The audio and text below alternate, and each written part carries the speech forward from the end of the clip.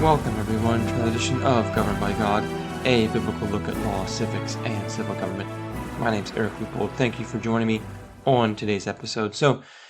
This week, I wanted to pick back up with the plan to look at the history behind and the founding of and the structure and constitution of the United States, given that we are approaching the 250th anniversary of the United States. I wanted to spend most of this season looking at that and looking at where we see the influence of Christianity, where we see things that are biblical, and perhaps where we see things that are not biblical and could be made better. So thinking about where to start in all of this, I wanted to begin with the impact of the Reformation. Okay, we could certainly go before that. We could look at history of Rome, or Greece, medieval history. There's a lot we could cover. In order to keep this podcast from being multiple hours long, I'm going to have to kind of summarize things. But I am going to hit on a few key source documents that I think are very helpful to paint the picture of what's going on here before really the founding of the American colonies. So before the Reformation in Europe, you generally had a very unified church and state. Now, that doesn't mean that they were the same exact thing. The church obviously was still the church. You had the predominantly Roman Catholic Church throughout Europe, Eastern Orthodox Church, obviously in the East. And then, of course, you had various governments. You had the Holy Roman Empire, you had monarchy in France and England. And for the most part, you had religious conformity and unity. But the state and the church would go very much hand in hand. There were situations where heretics were put to death. Jan Hus was condemned and burned at the stake in the early 1400s for speaking out against what he believed were abuses and incorrect doctrine. And you also had, as a Catholic Church practices, infant baptism. So a person would be born into a certain principality or kingdom or empire. That person would be baptized. They're already a member of the church, and they're also a citizen of the state.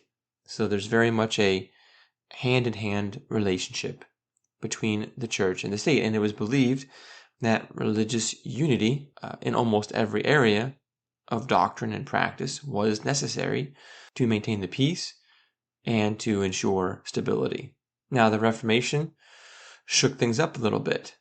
So, for example, when Martin Luther began speaking out against the abuses and errors of the Roman Catholic Church, the Pope excommunicated Luther and called for his execution as a notorious heretic. Now, the Pope called upon Emperor Charles V of the Holy Roman Empire to do this, but then you had an interesting situation where a lesser magistrate, namely Frederick the Wise, who was one of the electors. The electors are those individuals that vote on and select the new emperor every time there's a succession to the throne. Frederick the Wise decided to protect Luther and refused to have him executed or to turn him in to the emperor or to the Catholic Church. So there you have already the beginnings of what is called the doctrine of lesser magistrates, where the lesser magistrate can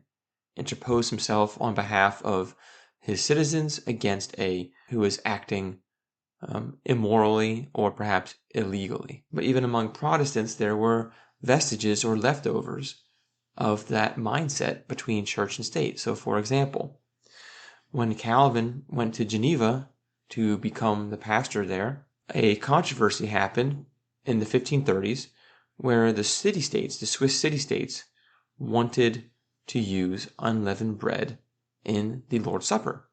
And so the city-states, including Geneva, mandated that unleavened bread would be used. Calvin believed that this was an overreaching of the civil magistrate into the affairs of the church. It's not the government's job to dictate what bread is used in the Lord's Supper. And so when he resisted, he was kicked out of Geneva for a time and eventually did come back. But Calvin fought very hard to get independence for the Genevan church against the city council of Geneva, which was Protestant. So again, same idea. This was always the struggle, is Protestants and Catholic civil governments were used to being involved in the affairs of the church and dictating what those affairs would be. Now, eventually, in the continent, in continental Europe, a kind of peace or compromise was made in the Peace of Augsburg in 1555. So that's kind of the first document that I wanted to look at here. So the Peace of Augsburg essentially argued that within the Holy Roman Empire, Lutheranism, or the Augsburg Confession of Faith, would be allowed, and Catholicism would be allowed. And both sides are not going to mistreat the other within the empire. They're going to show Christian charity towards one another. What's interesting, though, is that the Augsburg Peace of 1555 excludes anybody else. So no Baptists, no Anabaptists, anything like that. No one else is allowed. Just essentially the Lutherans and the Catholics. And in general, the idea was that whatever the civil magistrate was, if that prince or if that elector were Catholic, then that territory would be essentially Catholic. And if that prince or elector were Protestant, the territory would be Protestant. But people could move if they wanted to, because they didn't want to live under that particular religious system.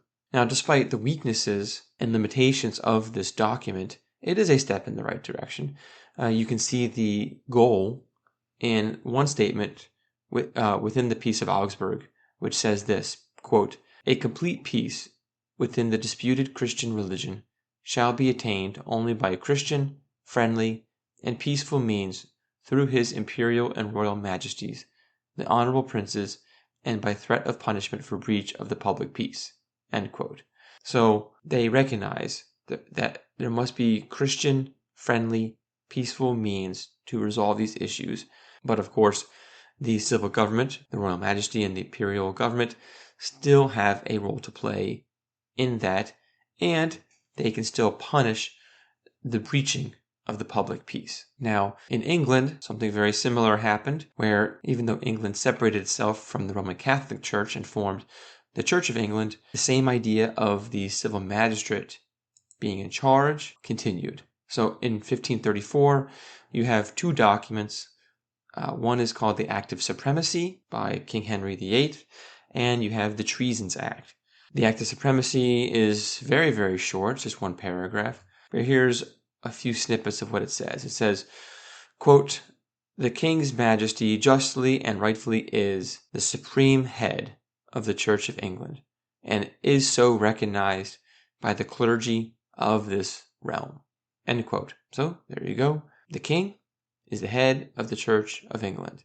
But here it goes on. It says this, quote, "Be it enacted by authority of this present Parliament that the King our sovereign Lord, his heirs and successors, kings of this realm, shall be taken, accepted, and reputed the only supreme head in earth of the Church of England, called Anglicana Ecclesia, and shall have and enjoy annexed and united to the imperial crown of this realm, as well the title and style thereof, to the said dignity of supreme head of the church."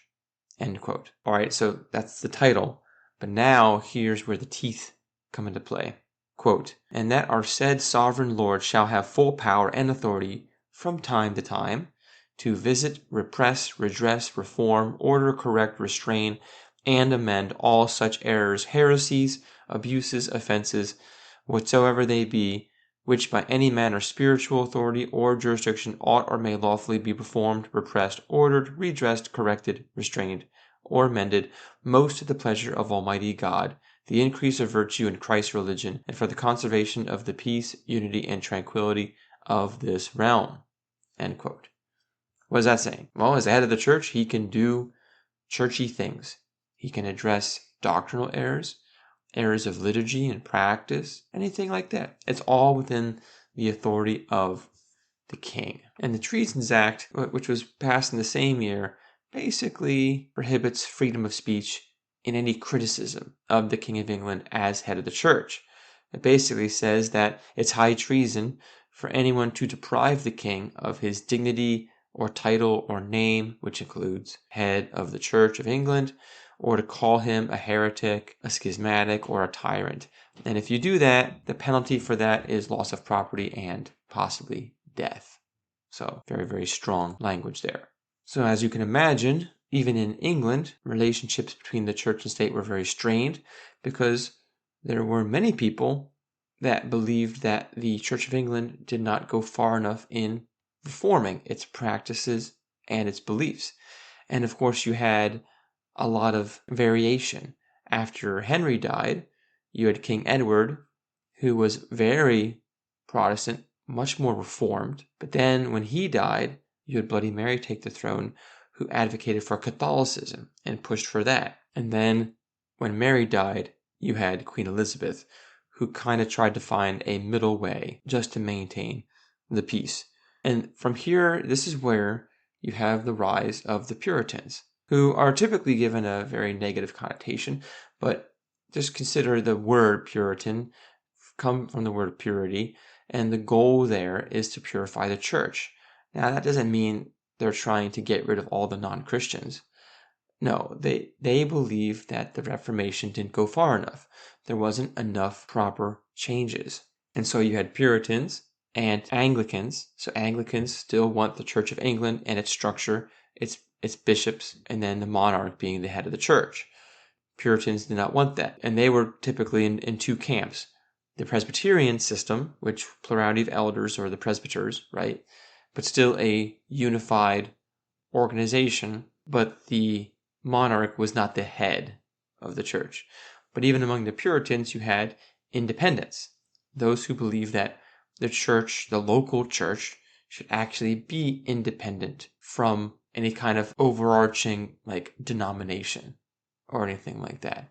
So each local church able to run its own doctrinal affairs and affairs of worship. Okay, and then of course you had the Catholics still, who were advocating for return to Rome. And so when the Puritans attempted to make reforms and that wasn't happening, a lot of them fled. Some fled to Amsterdam, some fled to other parts of Europe, and eventually a lot of them made their way to the Americas. And this increased under King James I, who ruled after Elizabeth and oversaw the founding of both Plymouth Colony and Jamestown. Now, King James I, there were two things about him that kind of continued to set the stage for future conflict. The first is that he was pretty much anti-Puritan and pro-bishop, pro-Episcopalianism, pro-Anglican. And there was a conference that he was a part of or hosted in 1604 called the Hampton Court Conference. And it was meant to address various doctrinal concerns. And when the Puritans advocated for certain changes, he didn't like it and he refused. And so King James became angry at the Puritans and said this, quote, "I will make them conform themselves, or else I will harry them out of the land, or else do worse," end quote. And later on, in 1618, he attempted to force certain liturgical worship practices upon the Scots, who were predominantly Presbyterian or Puritan. King James published the 5 Articles of Perth. So here are just a few of the things in the 5 Articles.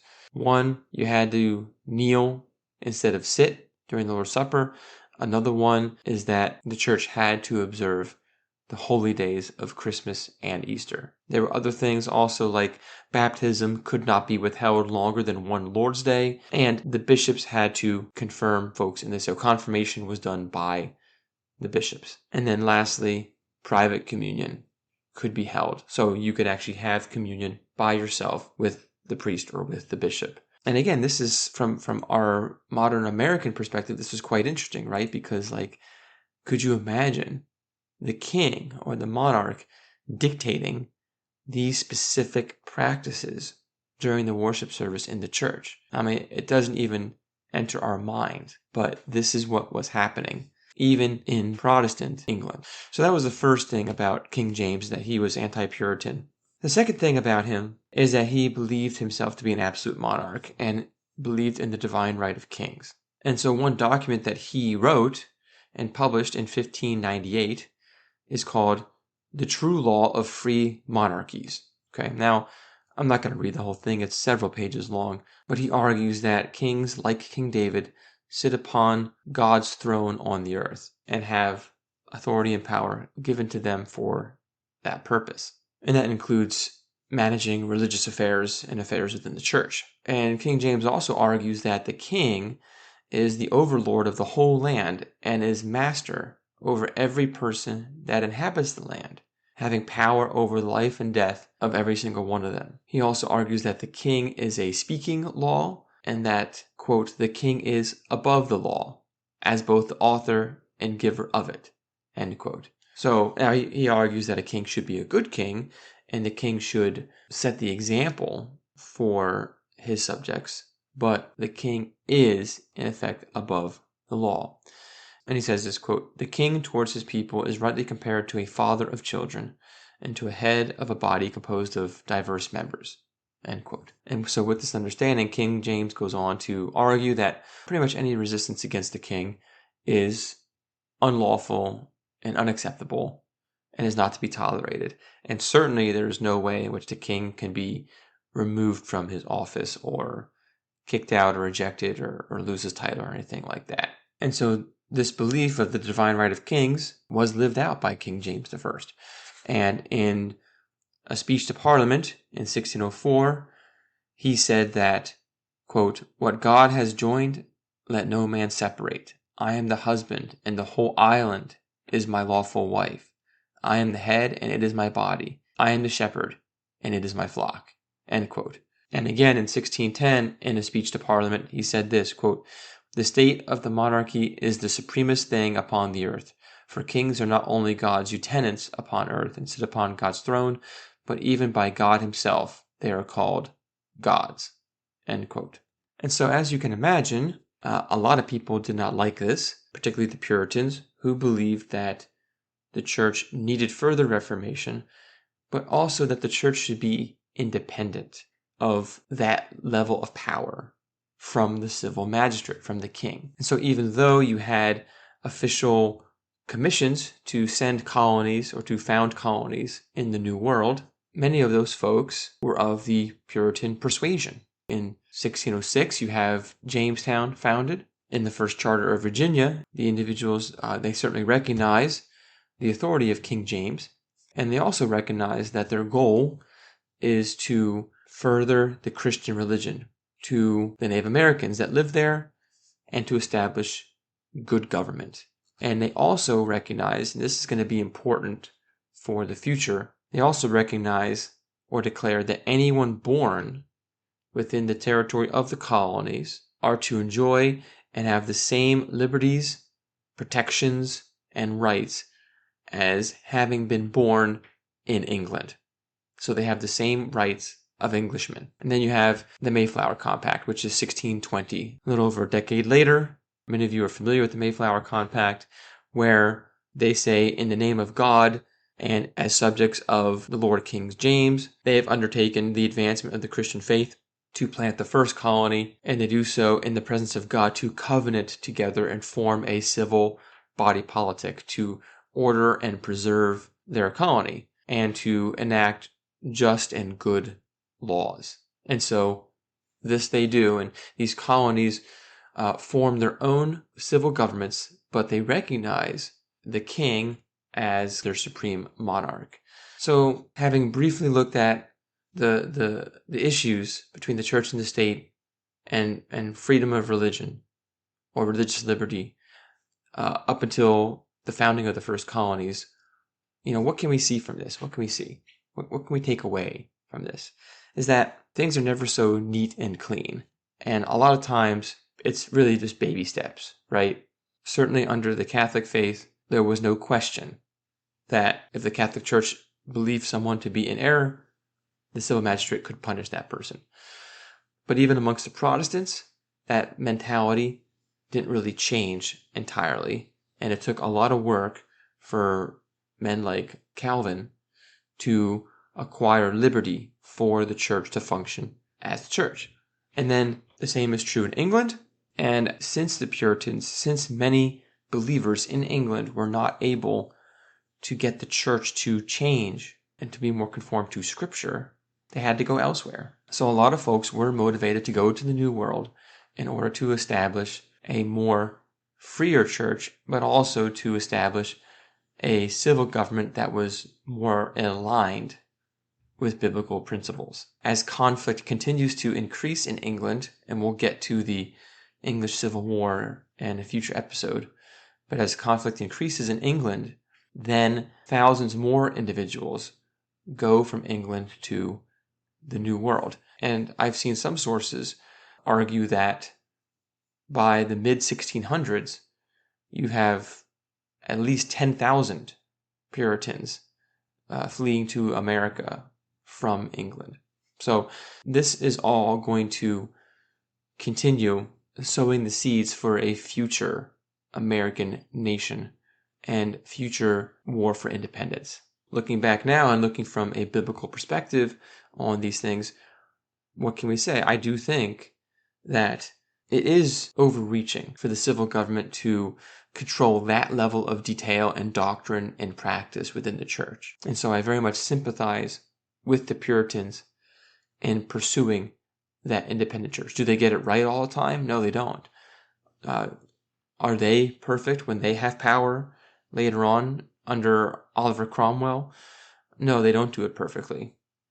But again, these are steps in the right direction, and these kinds of changes in mindset between the relationship of the church and the state, that's going to take time. That takes a long time to get to what I would consider to be a biblical perspective. And so we'll look more at the English Civil War and the rise and the founding of the rest of the colonies in the next episode. So I hope that you found this helpful. I know not everyone enjoys history, but I think it's very, very important to look at the seeds that were sown in the founding of our own country and why it matters today. And of course, if you have any questions, comments, or want to talk more about specifics of the Reformation or the founding of the colonies, please email me at thegbgpodcast@gmail.com or go to Facebook, Instagram, or X. Just look for Governed by God or Eric Loophole and you can message me there. And so I thank you for tuning in, and until next time, take care and God bless.